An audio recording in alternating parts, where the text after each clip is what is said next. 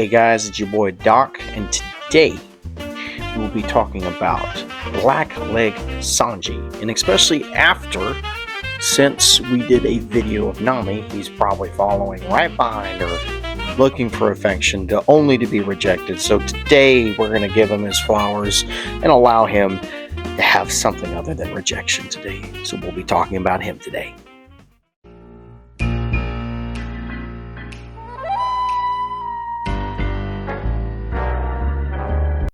The first time we meet Sanji is in the Baratier, working as a server and dealing with the Marine Full Body and his date.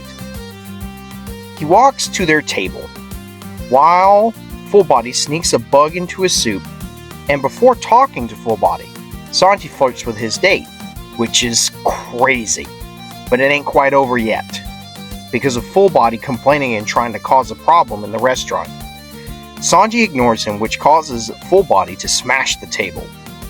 Noticing the soup on the floor, and if you know Sanji, wasting food is a major sin in his eyes.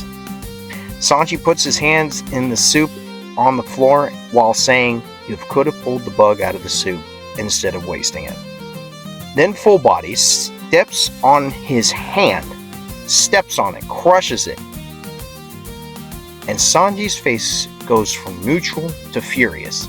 And if you understand why you don't do this to Sanji, it is because the same reason why his fighting style is based in kicking. Due to the respect he has for his hands as a chef, he believes that chef's hands are only made for cooking. And if someone disrespects that, well, I guess you can figure what happens next. Good grief. Sanji in this scene is cold, especially holding Full Body's by his head with the most angry expression, telling him to not waste food. And this is just when we get introduced to Sanji, showing more character in one scene than I have seen in a woke Disney film. Sanji at this moment would cement himself as a very passionate and strong character, right before meeting Luffy and the Straw Hats. And as they enter the scene, they see the aftermath of the situation. Even the other cooks in the back had to look at what Sanji did and scold him for beating up a customer. However, there's another side to Sanji that is most focused on, and it is the obsession with beautiful women. And honestly, my least favorite part of the anime version, and we'll speak on that more later. When meeting Nami for the first time, he is flirting and serving her hand to foot. Of course, Nami is enjoying the attention and using it to her benefit, getting a free dessert, refills on the spots, and flirtatious remarks every moment he sees her. Honestly, for me, this is a very bearable at the time being, but it will get worse during the time skip in my opinion, and I prefer free time skip Sanji for most of the story, except with some certain gags from the manga and the anime. Oh boy. Anybody remember the blonde clay gag? But I digress. As we move forward through the story, we see another pirate enter the restaurant, and it's Geen of the Dong Creek Pirates, tired, hungry, and beaten to a pulp. When everyone notices him, including the cooks and Zeph the owner, they went to Geen to tell him to leave and just let him starve and die. But only one person shows him kindness. Sanji, who walks into the kitchen and cooks us a dish for Dean. He comes back and gives him the dish to the pirate on the floor face down, letting him enjoy a meal despite everyone wanting Geen gone, showing an aspect of his character given to him by Zeph at a young age. Before the Baratier became a reality, Zeph was once a pirate himself, known as Captain Red-Leg Zeph. How he met Sanji was during a raid that he led. While raiding the ship, the orbit during a storm grew worse over time. Though, through the chaos, Zeph finds Sanji as the two ships are being torn apart by the storm. While this is happening, Sanji declared his dream to find the All Blue to Zeph. And then, the ships being fully torn apart, Sanji gets thrown into the sea.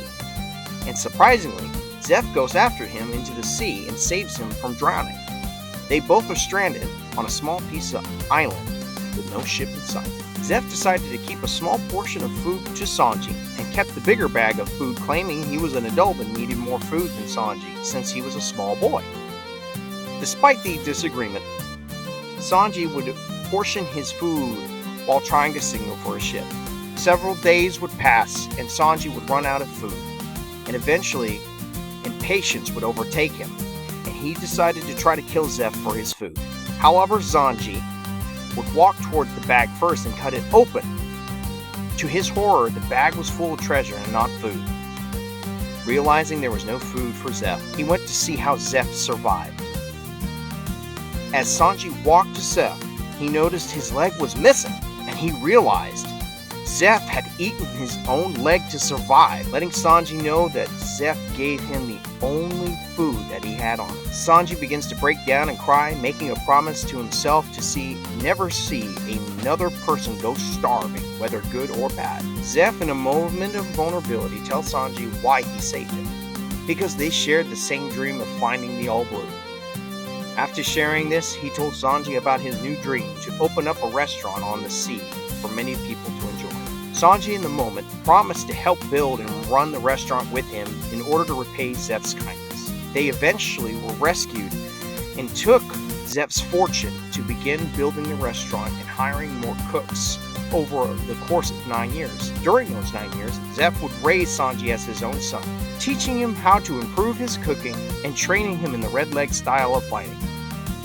Now, before we move on, I want you to understand, I am not going to go into full detail of Sanji's origin due to the length of the material and how long it would take to discuss. If you'd like to have a part 2 to this video discussing his biological family, the Vinsmoke family, and of course the treatment he got from them, let me know down in the comments down below. From now on, let's go ahead and move on to the next part of the video.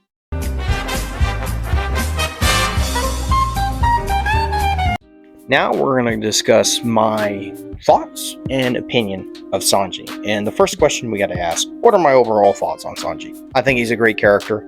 I think what demeans him as a character, to be honest, is his moments in the anime where you see his blood spurting out of his nose after seeing a beautiful woman, especially when it comes to Nami or Robin or any other woman down the line. And what I appreciate about the pre-time skip, they didn't rely on that gag too much, although I felt like it was a bit much with the Bon and Clay gag. I know a lot of people enjoy that. You're allowed to enjoy that. I personally didn't. For me, I think that's kind of a ridiculous gag. And I know later on they really play up into that, into the other future time skip arcs. I'm not happy about that either, especially some scenes from Wano. I'm not going to worry about Wano right now. I'm going to be more so worried about or concerned about what I know now and what I've experienced so far. And so far, I've really liked pre-time skip Sanji. I know a lot of people really enjoy pre-time skip Sanji, but personally, it's just that one thing that kind of drags him down a little bit. And I kind of wish we didn't have those moments, because you can have somebody be very flirtatious and suave and not be a pervert. You know what I mean? But at the end of the day, it's not my choice. It's not my anime. I can't really do anything about it. I enjoy it. Now, next question. What made me really enjoy the character? Well, the fighting style, of course, is fun. It's great. It's very interesting, especially the fact that he doesn't even use his hands. And as I mentioned, his reasoning why is because that he respects his hands as a tool to make things, to create things, food. And he does not want to show disrespect to them, because that was also instilled into Zeph, if I didn't mention that beforehand, through cooking, through enjoying his time, and never to also learn to never waste food as much as possible. Especially, I kind of wish I kind of explained it a little bit more in the first section, but where he sees the other shipmates on the orbit waste food, And it kind of doesn't really register at first, but it made him realize, like, okay, eventually later on, there is no need to waste food, and that's what's built into him as well. He hates wasting food. He hates seeing people waste food, especially when it came to the scene with Full Body. Oh my goodness. It's wild.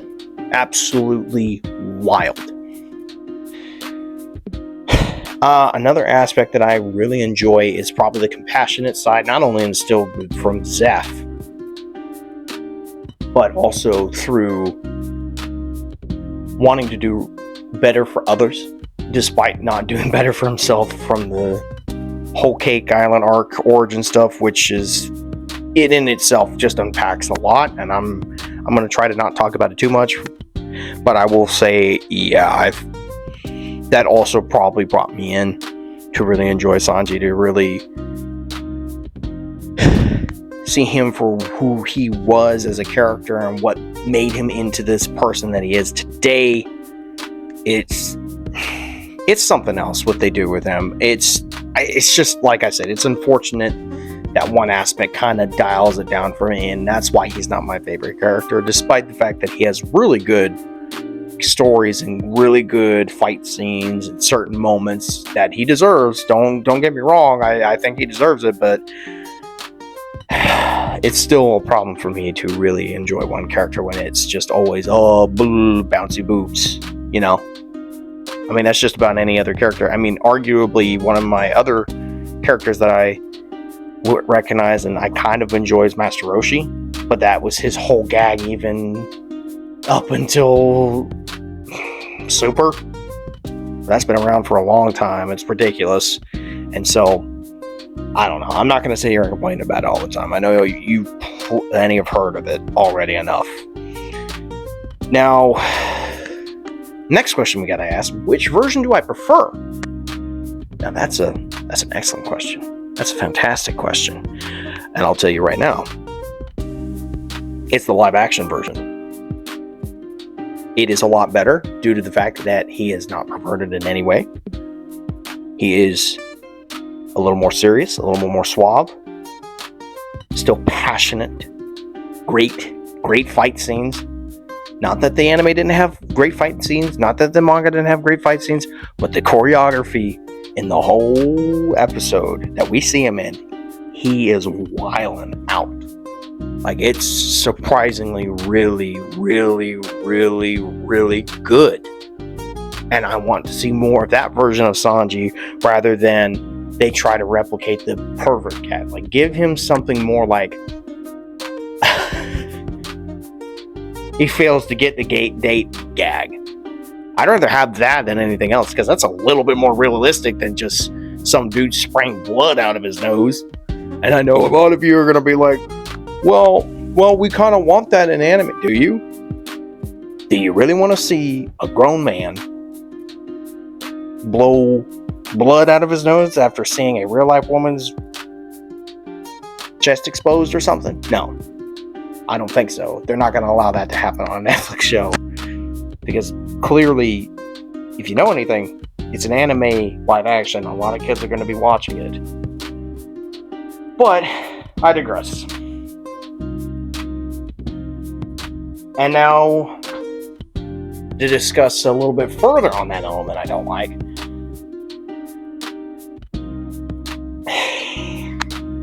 it's just kind of sad. And it's more so the culture of Japan's being very enwrapped in kind of that lewd nature, especially when it comes to One Piece and its later arcs and in the time skip stuff. It's a little ridiculous. I find it a little egregious, personally, for me, because from where I come from, I've dealt with a lot of, dealing with pornography and dealing with masturbation, personally, for me, and I don't really like going back towards that, to be honest. It's not something I enjoy thinking about, and anytime I see stuff like that, it makes me feel uncomfortable. As personally, it's just not something I enjoy, and I hope they don't play into that anymore. Not my manga, not my anime. I can't really say that. It's up to the author. It's since the author's been around for a long time, and he's Japanese. Can't really change that. Now, what do I hope to see for Sanji? What do I hope to see for Sanji? One of them, as I mentioned, just get rid of the pervert gags. Still really good stories.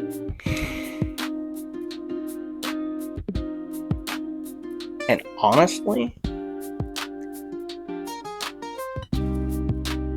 make him a cool character again. Stop making him this pathetic human being. I don't know what it is with the anime, but the future stuff for the anime makes him look really, really pathetic.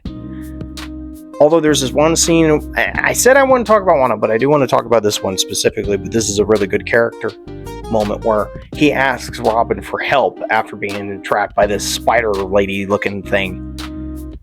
And genuinely, I think that's a good character moment. I think it's, especially from a character who, if you know the kind of trouble he went through and how hard it is for him to ask for help.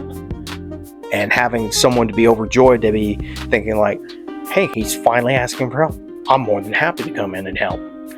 And honestly, I want more moments like that, not only for the anime, for the live action, for the manga. We get more human moments, but also more tougher moments for Sanji. More moments where he becomes the wing he needs to be for Luffy. And then also, maybe give a little less time to Zoro. I like Zoro. He's one of the guys that got me into this. But we need a little less Zoro. And we need a little bit more Sanji time. Enough of this ridiculousness. And then also, eventually also make... I remember the ridiculous meme of Kaido lend me some hockey. This is base Lucci we're up against. It's such a stupid meme. Such a stupid meme, but we need moments where our main characters look strong, powerful, and tough, but also make them human. And I mean, they kind of did that with the whole Lucci thing between him and Zoro at Egghead, but I don't know. I just think we need some better writing. I mean, more like better moments and better things for them, and to give certain characters a break a little bit. Because, like, look, Zoro's like the second crew member. He's gotten the most attention. Luffy gets the most attention because he's the main character. I'm kind of hoping we get a little bit more with Sanji. I know we got a lot of different stuff throughout the time skip arc about Sanji, but I would like for him to be built up to be the cool, suave, strong, passionate member of the Straw Hat crew that he is. And not just have him be this pathetic whelp. I'm tired of it, man. I mean, I get it. He's been through a lot, and he was crying a lot throughout the whole, whole cake island thing. But man, dude, and there's nothing wrong with crying, but we gotta make, through all that emotional turmoil, there's gotta be, how can I say this? There's gotta be some sort of great end result for him at this point, because he can't be sitting there crying all the time just because no offense, his dad didn't love him, which is a horrible thing, and I'm not making fun of that. That is a horrible, horrible thing, but we need more moments where he's like, okay, I gotta stop blubbering, I gotta batten down the hatches and get stuff done. You know what I mean? Anyway, I think you get the picture.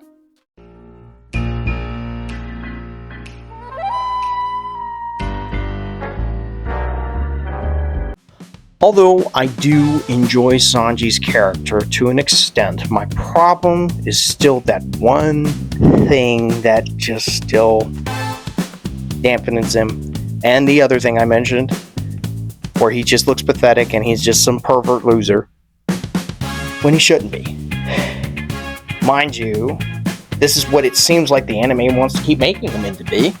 So far, it's kind of ridiculous.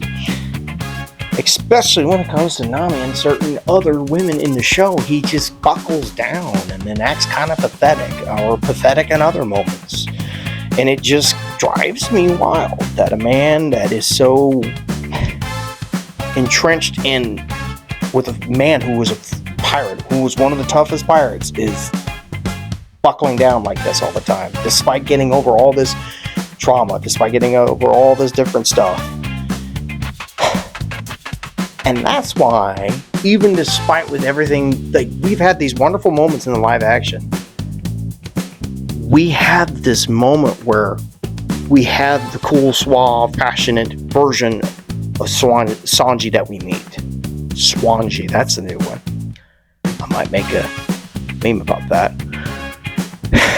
And that's why his more suave, his more serious approach to Sanji by Taz Skylar is an amazing version of Sanji for me.